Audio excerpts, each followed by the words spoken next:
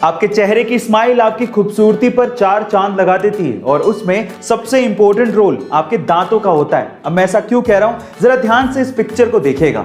जब सबसे पहले आपने इस पिक्चर को देखा तो आपकी नजर सबसे पहले किस चीज पर गई? ऑब्वियसली इस बीच वाले आदमी की स्माइल पर गई होगी, क्योंकि उसका एक दांत नहीं है। पर क्या आपने गौर किया कि इसी आदमी की एक आईब्रो भी नहीं है? गाइस, आपने आईब्रो पर गौर तक नहीं किया। इसीलिए कहते हैं कि सबसे पहले किसी की नजर आपकी स्माइल पर पड़ती है। इसीलिए अपने दांतों को संभाल के रखिएगा, क्योंकि यही आपकी स्माइल को और खूबसूरत बनाता है। कई बार पेट्रोल पंप पे ऑयल भरवाने के बाद हमारे दिमाग में वहम रह जाता है कि जितने पैसे दिए हैं क्या पता उतने का ऑयल उसने डाला भी है क्या। मैं तो मीटर बड़े अच्छे से देख रहा था, लेकिन फिर भी ऑयल थोड़ा कम लग रहा है। अगर ऐसे वहम आपके भी दिमाग में आते हैं तो मेरे पास इसका एक इलाज है।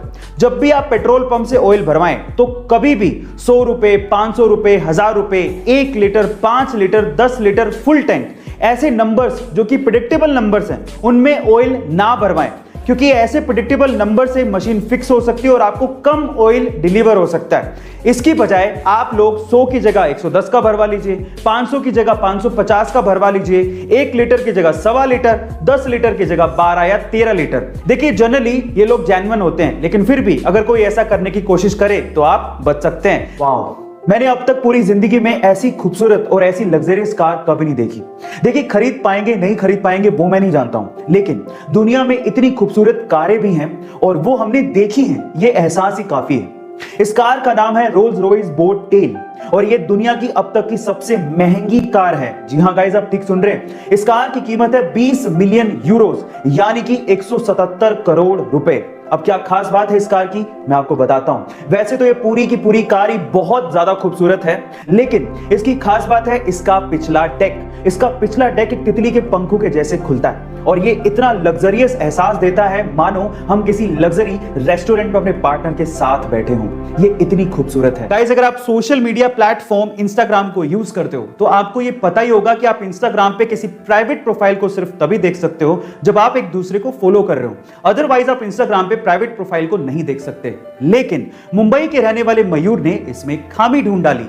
जी हां गाइस, मुंबई के रहने वाले मयूर ने इंस्टाग्राम में एक बग ढूंढा जिसके जरिए वो इंस्टाग्राम की किसी भी प्राइवेट प्रोफाइल को देख सकते थे और इस बात की जानकारी उन्होंने तुरंत फेसबुक को दी और फेसबुक ने एनालाइज करने के बाद ये माना कि हां, ये खामी थी, ये बग इंस्टाग्राम में मौजूद था और उसके बाद उन्होंने इसको ठीक किया और उसके बाद फेसबुक की तरफ से ईमेल के जरिए मयूर को यह जानकारी दी गई कि उन्हें बाउंटी के तौर पे $30,000 यानी कि लगभग 22 लाख रुपए का इनाम दिया जा रहा है। गाइस, हम इंडियंस किसी से कम नहीं है। पायरेट्स ऑफ कैरिबियन में जैक स्पैरो का किरदार निभाने वाले जॉनी डेप, जिनके दुनिया भर में करोड़ों चाहने वाले हैं, एक बार उनकी बेटी लिली रोज को किडनी फेलियर की वजह से हॉस्पिटलाइज होना पड़ा था।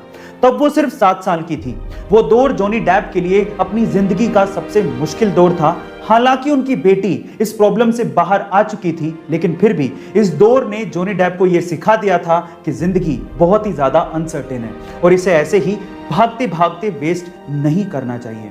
उसके बाद से जॉनी डेप को जब भी समय मिलता वो हॉस्पिटल बच्चों से मिलने के लिए पहुंच जाते।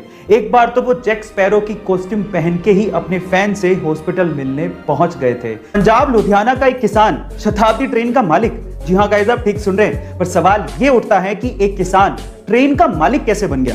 एक्चुअली हुआ कुछ यूं कि सन 2007 में रेलवे ने लुधियाना चंडीगढ़ ट्रैक के लिए एक किसान सनपूरन सिंह की जमीन का अधिग्रहण किया था और उसके लिए किसान को 1,47,00,000 रुपया रेलवे ने देना था, लेकिन रेलवे ने सिर्फ 42 लाख रुपए का ही भुगतान किया। अब बाकी पैसे नहीं मिले, इसी वजह से किसान सन 2012 में कोर्ट पहुंच गया। क्योंकि मुआवजा मिला ही नहीं, इसलिए सन 2015 में जज साहब ने उस किसान के नाम स्वर्ण शताब्दी एक्सप्रेस कर दी और उसे उस ट्रेन को घर ले जाने की अनुमति भी दे दी। पर पैसेंजर ट्रेन का ऐसा अधिग्रहण पॉसिबल नहीं था, इसीलिए वो ट्रेन अभी भी टेम्परेरी वे से कोर्ट के ही पास है और आप इसकी वीडियो YouTube पे भी देख सकते हैं।